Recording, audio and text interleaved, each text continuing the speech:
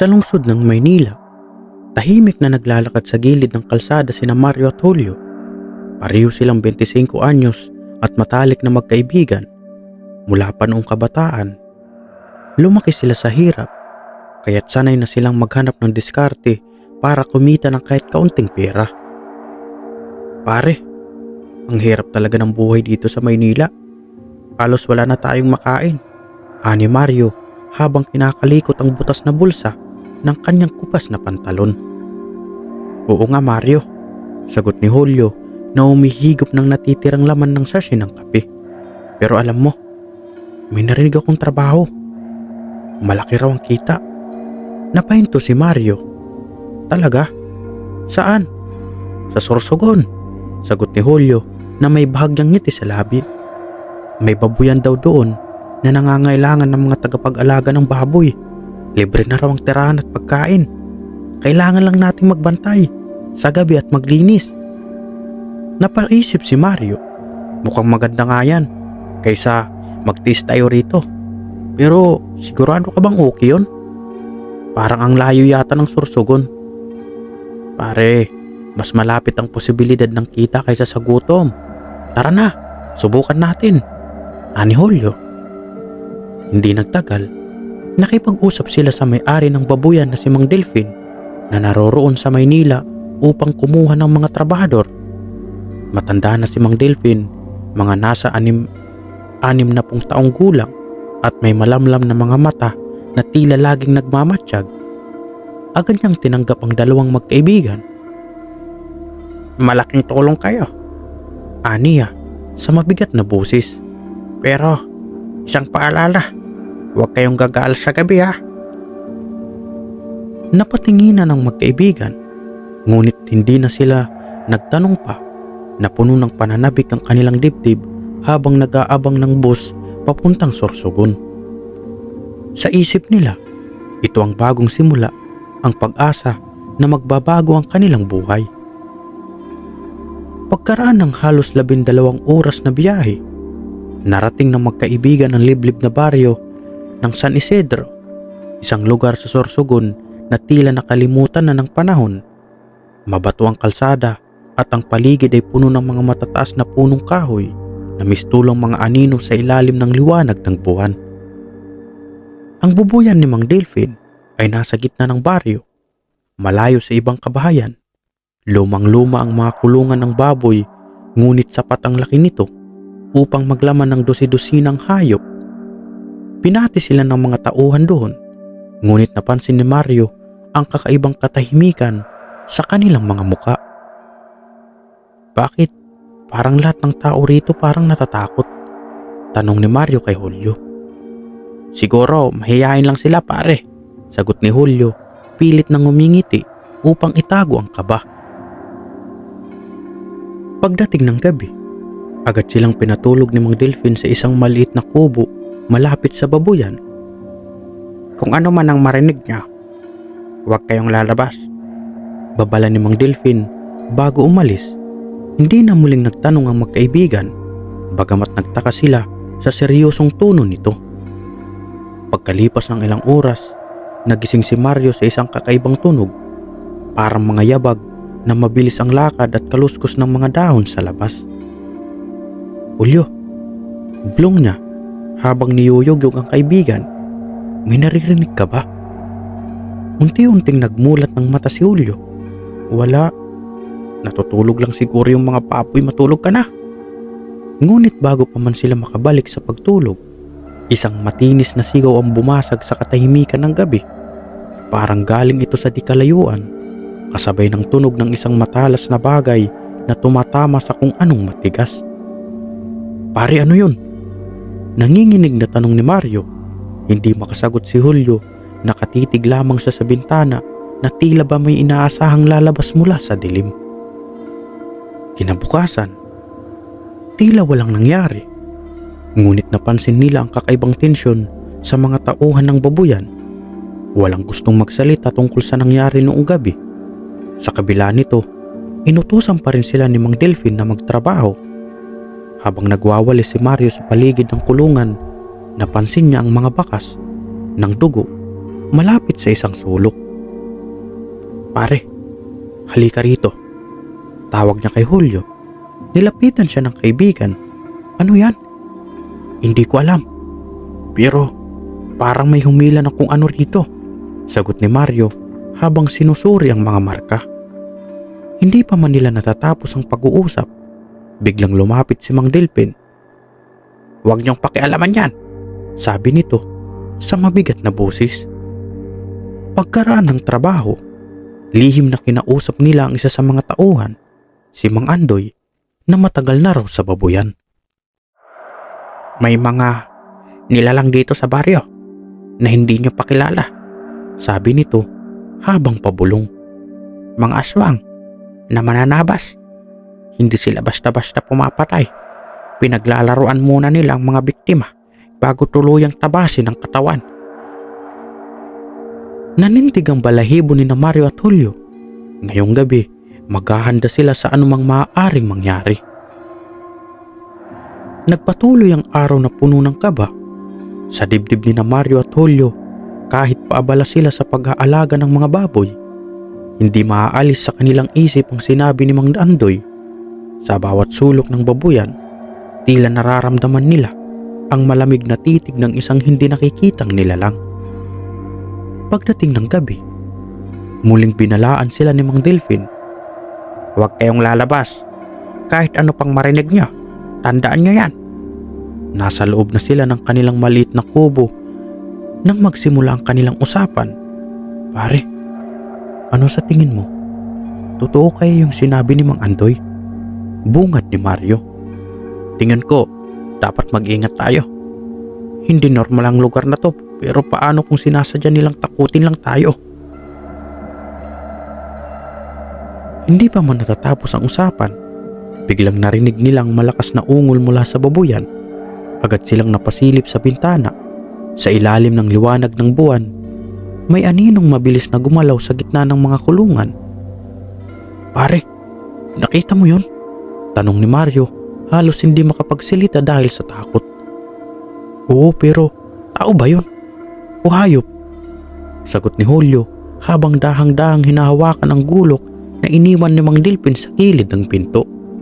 Biglang tumigil ang ingay, tahimik, napakabigat ng hangin at naramdaman nila ang malamig na pagdampi ng takot sa kanilang balat.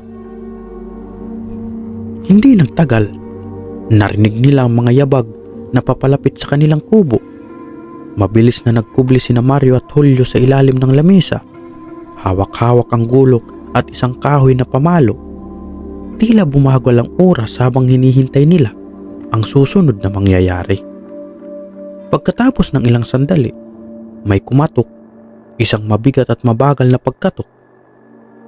"May tao ba dyan?" Malalim at garal-gal ang boses sa labas. Napalunok si Julio. "Huwag kang kikilos," bulong na kay Mario.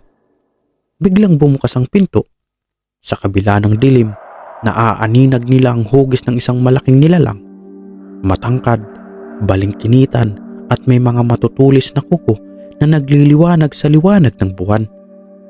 Ang mga mata nito'y pula at tila naghahanap ng biktima. Tumigil ito sa gitna ng kubo. Amoy na amoy ang hangin na parang aso. Napigil ni Mario ang kanyang hininga. Ngunit nang umalis ang halimaw, napatakbo siya palabas. Nagmadaling tumakbo si Mario palabas ng kubo habang pilit siyang hinahabol ng nilalang. Simugaw si Julio, ngunit huli na. Ang bilis ng halimaw na para bang hangin na sumasabay sa bawat takbang ni Mario. "Mario, bumalik ka!" sigaw ni Julio habang dala ang gulok. Habang tumatakbo sa kagubatan, nakita ni Mario ang maraming putol na katawan na nakasabit sa mga sanga ng puno. Mga biktima na tila nilaro muna bago pinaslang. Ang ilan ay walang ulo, ang iba naman ay nakalambitin na parang karne sa palengke. Nang maabutan siya ng halimaw, napahinto si Mario. Hinanda niya ang kanyang sarili. Ngunit bago siya masugatan, biglang sumulpot si Julio. Inunda niya ng gulok ang nilalang. Isang malakas na sigaw ang narinig mula sa halimaw bago ito mabilis na tumakas sa dilim. Pagbalik nila sa kubo, duguan si Mario ngunit ligtas. Nandoon si Mang Delfin, galit at mukhang balisa. "Sinabi ko na sa inyo, huwag kayong lalabas," sigaw nito. "Hindi mo sinabi na may halimaw dito. Bakit mo kami dinala dito kung alam mong mapanganib?" sigaw naman ni Julio, galit na galit. Napabuntong hininga si Mang Delfin. "Wala na akong magagawa. Kailangan ko ng tao rito para protektahan ang baboyan. Hindi ko pwedeng iwanang mag-isa si Andoy." "Ano bang nangyayari rito? Ano ba talagang mga aswang na yan?" tanong ni Mario. "Ang mga mananabas ay hindi ordinaryong aswang. Sila ang dating mga magsasaka na pinatay ng mga dayuhan noong panahon ng digmaan. Ngayon, nagbabalik sila upang maghigante. Ang baryong ito, ang kanilang laruan, at ang bawat taong naliligaw dito ay nagiging bahagi ng kanilang bangongot," sagot ni Mang Delfin. Tumayo si Julio. "Hindi kami mananatili rito. Lalayo kami." Ngunit bago pa sila makaalis, narinig nila ang sabay-sabay na pagtahol ng mga aso sa labas. Ang mga mananabas ay bumalik, ngunit sa pagkakataong ito, mas marami na sila. Papalapit na ang mas madugong sagupaan habang pinipilit ni Mario at Julio na makaligtas mula sa baryo ng San Isidro. Ang bawat desisyon nila ay magiging kaakibat ng buhay o kamatayan. Kumalat sa paligid ang malamig na hangin at ang sabay-sabay na pagtahol ng mga aso ay unti-unting napalitan ng nakakakilabot na ungol. Mula sa dilim, naglitawan ang mga hugis ng mga nilalang. Ang mga mananabas, isa-isa silang lumalapit, may hawak na mga matatalim na itak na tila kumikinang sa liwanag ng buwan. "Mang Delfin, anong gagawin natin?" tanong ni Julio habang hawak ang gulok. "Kunin niyo ang mga itak sa likod ng kubo. Kailangan nating lumabang kung gusto nating mabuhay," sigaw ni Mang Delfin. Nagmadaling tumakbo sina Mario at Julio sa likod ng kubo. Nandoon ang isang lumang kahon na naglalaman ng mga itak, sibat at ilang sira-sirang pana. Halos nanginginig ang kanilang mga kamay habang kinukuha ang mga armas. "Julio, hindi tayo maaring magkamali rito. Kung hindi natin sila tatamaan sa liig o puso, babangon lang sila," sabi ni Mario. "Oo pare, mag-ingat ka," sagot ni Julio, pilit na itinatago ang takot sa kanyang busis. Bumagsak ang unang halimaw mula sa bubong ng kubo. Ang itsura nito ay lalong nakakatakot sa malapitan. Ang balat nito ay kulay abo, ang mga matay pula at walang buhay, at ang mga kuko nito ay mahahaba at matatalim. Mabilis itong umatake kay Mario, ngunit nagawa niyang umiwas. Isang mabilis na saksak ang ginawa niya sa gilid ng liig ng halimaw. "Mario, sa likod mo!" sigaw ni Julio habang hinahampas ng itak ang isa pang halimaw na umatake mula sa likuran ni Mario. Tumalsik ang dugo ng halimaw sa sahig, ngunit ang dalawa pa nitong kasama ay sumugod.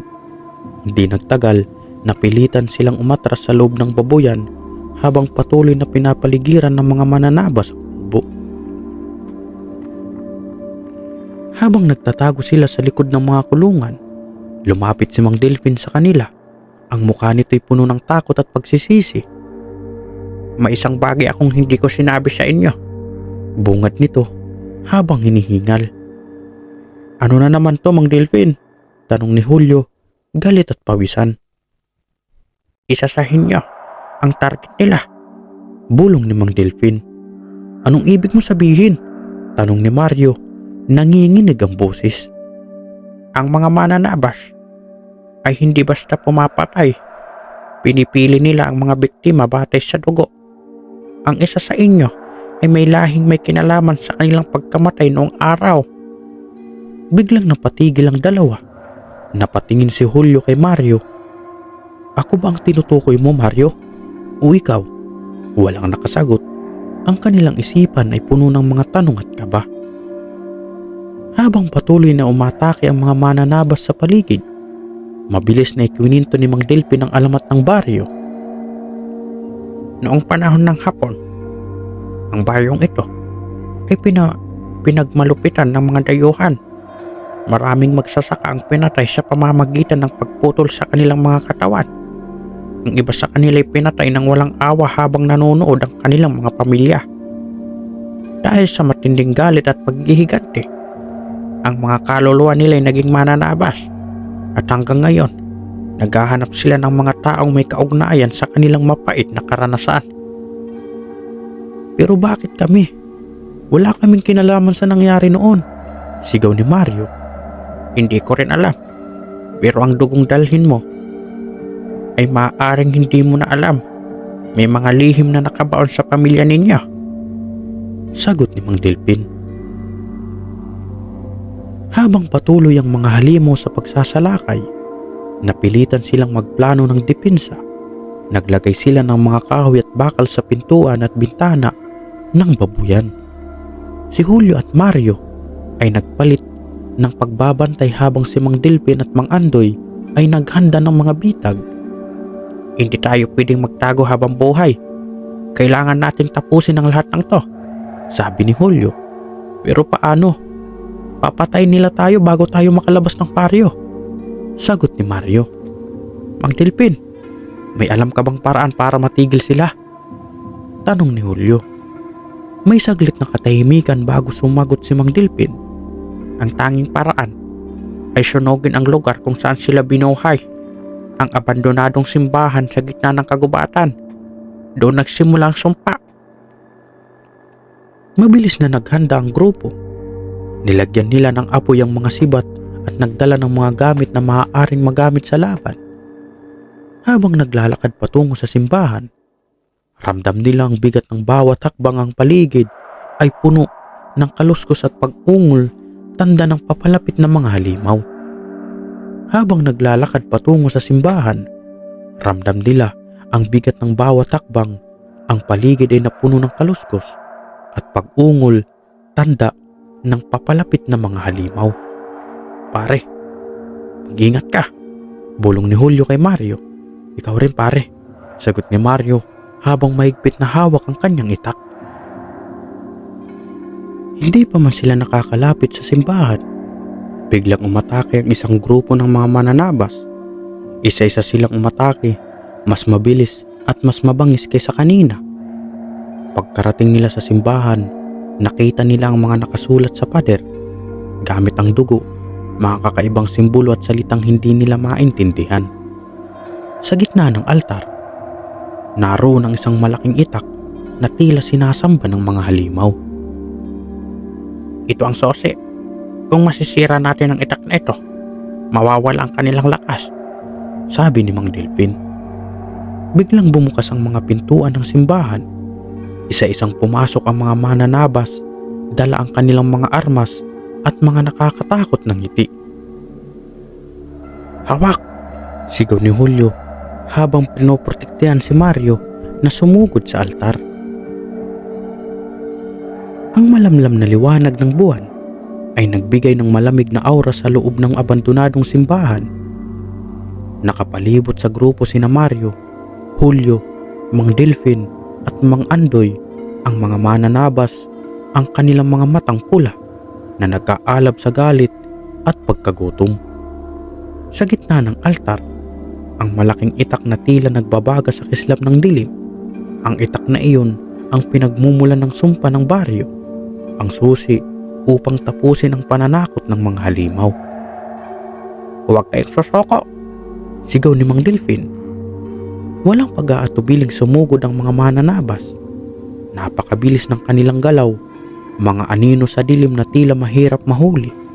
Ngunit lumaban si Julio at Mario ng buong tapang. Isang halimaw ang tumalon kay Julio, ngunit nagawa niya itong salubungin ng sibat na may apoy sa dulo. Tumagos ito sa dibdib ng halimaw na napasigaw ng malakas bago bumagsak sa lupa. Mario, sa kanan mo, sigaw ni Julio.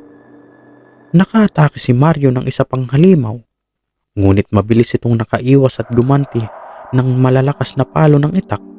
Sa huli, naitaboy niya ito gamit ang gulok na hawak. Hindi sila nauubos, Sigaw ni Mang Andoy habang patuloy na hinahampas ng pamalo ang mga halimaw. Hindi natin kailangang patayin silang lahat. Sirain niyo ang itak sa altar, sabi ni Mang Delfin. Habang inaabala ni na Julio at Mang Andoy ang mga mananabas, nagsimula nang umakyat si Mario sa altar. Ang buong simbahan ay tila nagbabibrate. Ang mga anino sa dingding ay parang nabubuhay at ang hangin ay naging mas malamig. Nang malapit na siya sa altar, isang malaking halimaw ang humarang sa kanyang daraanan. Mas malaki ito kaysa sa iba. Ang katawan nito ay punong-puno ng piklat at ang hawak nitong itak ay mas mahaba at mas matalim. "Mario!" sigaw ni Julio habang sinusubukang tumakbo papunta sa kaibigan. Ngunit naharang siya ng dalawang halimaw. Hindi na naghintay si Mario, inundayan niyang saksak ang halimaw. Ngunit napigilan nito ang kanyang galaw. Hinampas siya ng halimaw at tumalapon siya sa lupa. Halos nawala ng malay. "Mario, bumangon ka!" sigaw ni Mang Delfin. Ang huling lakas ni Mario. Dinampot niya ang gulok at tumalon papunta sa altar. Hinampas niya ang buong lakas ang malaking itak gamit ang gulok. Isang malakas na ingay ang narinig, kasabay ng pagkabasag ng itak sa altar. Biglang umingay ang buong simbahan. Isang nakakabinging sigaw mula sa mga mananabas ang narinig. Isa-isang bumagsak ang mga halimaw. Naglaho ang kanilang mga katawan sa hangin na tila abo. Ang liwanag sa altar ay nawala at ang paligid ay binalot ng katahimikan. Napaupo si Mario sa sahig, pagod na pagod, ngunit buhay. "Natapos na ba?" tanong ni Julio habang dahang-dahang lumapit sa altar. "Oo, natapos na ang sumpa," sagot ni Mang Delfin. Kinabukasan, muling sumikat ang araw sa baryo ng San Isidro. Sa unang pagkakataon, hindi na mabigat ang pakiramdam ng hangin. Tahimik ngunit puno ng pag-asa ang paligid. "Nagawa niyo ang imposible. Hindi ko alam kung paano ko kayo pasasalamatan," sabi ni Mang Delfin habang inaalalayan si Mario. "Hindi mo kailangan magpasalamat. Ang mahalaga, tapos na ang sumpa at ligtas na ang lahat," sagot ni Julio. Nagdesisyon ng magkaibigan na umalis na sa baryo. Habang sila naglalakad palabas ng kagubatan, parehong tahimik ngunit puno ng iniisip. "Mario, hindi natin malilimutan ang lugar na ito. Pero sana wala nang ibang tao ang makaranas ng ganitong bangungot. Walang makakaalam, pero sigurado akong hindi ko nagugusting bumalik dito," sagot ni Mario. Lumipas ang ilang buwan. Balita sa mga karatig baryo na unti-unti nang bumabalik ang sigla ng San Isidro.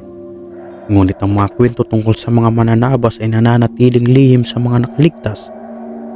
Samantala, sina Mario at Julio ay bumalik sa Maynila.